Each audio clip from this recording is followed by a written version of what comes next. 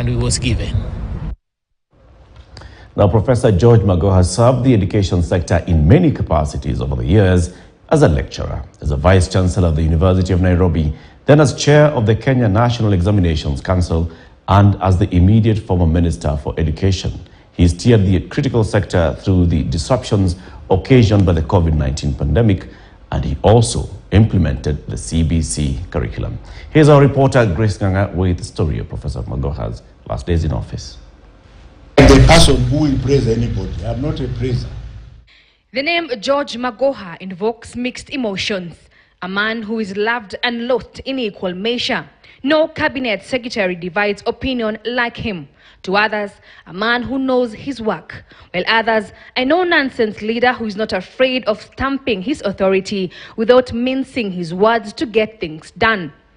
At the University of Nairobi, where he was the Vice-Chancellor for 10 years, he was nicknamed Buffalo for his strictness, perhaps a quality that attracted President Uhuru Kenyatta to have him in his cabinet in 2019. His Excellency the President alone knows why he dared to select me to do this job. As he walked into Jogo House, he brought with him his ruthlessness and uniqueness of the mind and rapidly carried out structural and administrative reorganizations. During his first days in office, all top officials were re-examined, with only a chosen few committed to excellence stayed safe. Beside his legacy in the education front, the Bali Professor Magoha has stood out with his clean-shaven head, oversized suits, and serious face when conducting duties. And today, marking his last day of releasing the KCPE national exams, Magoha was no different, warning teachers of complaining of underpay. So let me not hear teachers saying, oh, we are not being paid enough. Who the hell do you think is being paid enough? So now that we have stopped fun from going into classes, if you are stupid, continue to do so.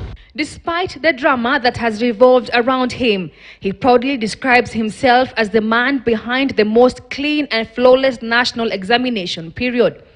He revisited on his journey in the education docket, maintaining that he's proud of all his achievements, taking the opportunity to thank his boss, President Uhuru Kenyatta, for handing him the mantle. But I want to recognize His Excellency the President for the manner in which he has handled me as a cabinet secretary. He has never given me instructions that confuse me, as if he's saying this and meaning this. Every instruction he has given me has been towards the poor. A regime that has seen a 6-year run of the most clean and flawless national examination campaigns that have restored the integrity and credibility of our national certification system. And he had one advice to his successor, bragging about how he or she will find a well-streamlined office. I am proud of my record, and I remain confident that the lady or gentleman who will come after me will find a comfortable place to continue from. That is not to say that Jogo House is a place that is easy to work in. It is a place which does not require people who do not have a hardened heart. The 70-year-old professor of surgery will leave behind a legacy of stamped-out cheating in national examination, changing the examination processes, including printing, storage, and distributing of exam papers.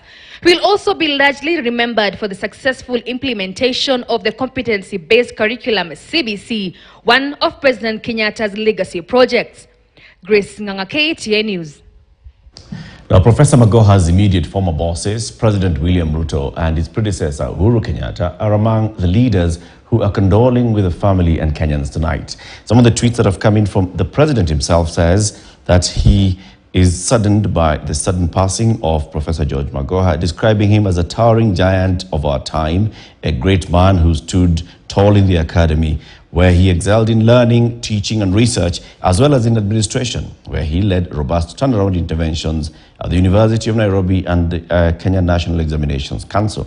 The president says Professor Magoha also famously served as the CS for education, and throughout his tenure, he envisaged a commitment to high standards in the public service and an uncompromising integrity.